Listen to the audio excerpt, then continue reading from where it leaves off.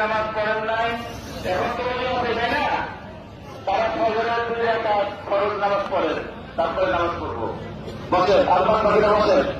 যারা ফজরের নামাজ পড়েন নাই, আল্লাহ রাস্তায় 2 রাকাত ফরজ নামাজ পড়েন, তারপরে নামাজ পড়বো। বসেন, যারা ফজর করছেন তারা বসেন, আর যারা ফজর করেন নাই 2 রাকাত ফরজ পড়েন। আরো বসেন, আরো বসেন, যারা ফজর করেন না ফজর করে থাকে।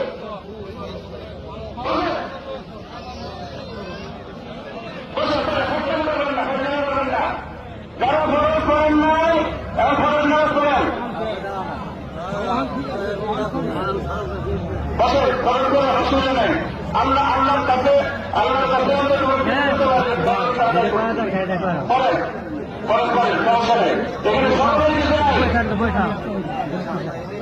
একটা করে বলেন না কেউ। যারা নামাজ না করছেন তারা ফরজ করেন, তারপরে নামাজ পড়তেছি।